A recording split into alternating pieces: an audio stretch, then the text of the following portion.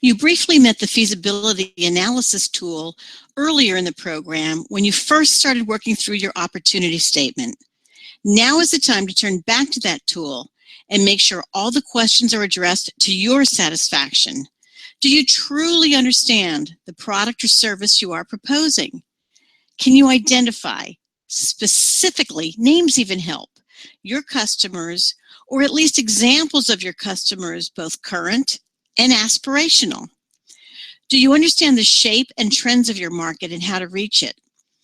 Do you have the same level of information about your competition? Does the opportunity make financial sense and you know what resources are necessary to reach it? And finally, does this all make sense for you personally? The feasibility analysis is a tool that you should get comfortable with, so you can not only use it to review your current opportunity, but any opportunity that comes up in the future. The big takeaway is to know what kind of information you need and how you can get it. And the desired outcome is a comfort level in moving ahead to finalizing your growth plan in order to implement your new opportunity. Your feasibility assessment is simply a tool to assess the viability or likelihood of success of your proposed opportunity. The feasibility assessment allows you to address one primary question: how will we make money doing this? Which is the what is our business model question. And a follow-on question: does the cost structure of this opportunity permit us to make a profit?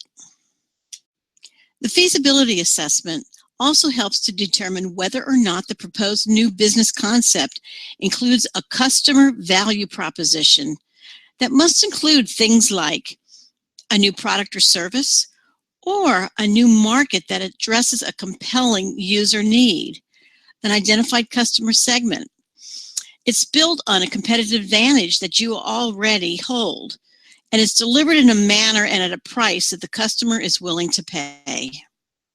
Now it's time to work on your own feasibility assessment based on your opportunity statement, the one you've been fine-tuning for weeks.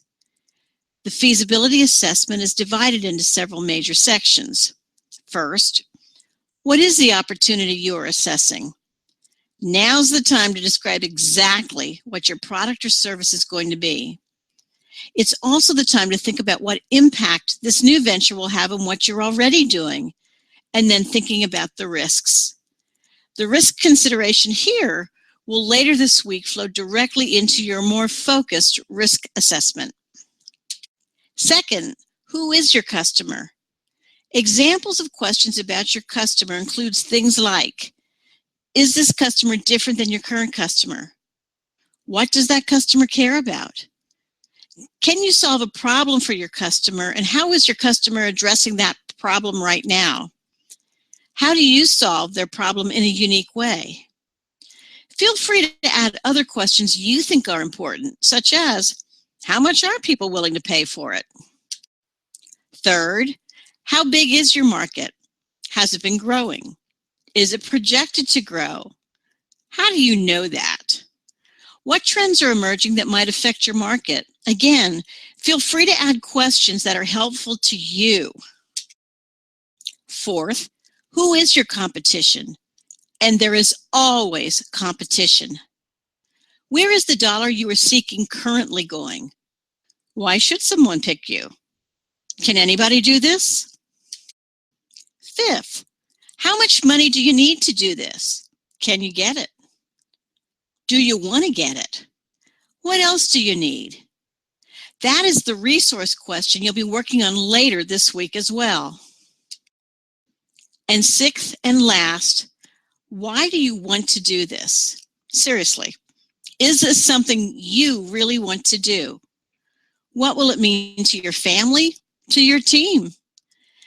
This just may be the most important consideration.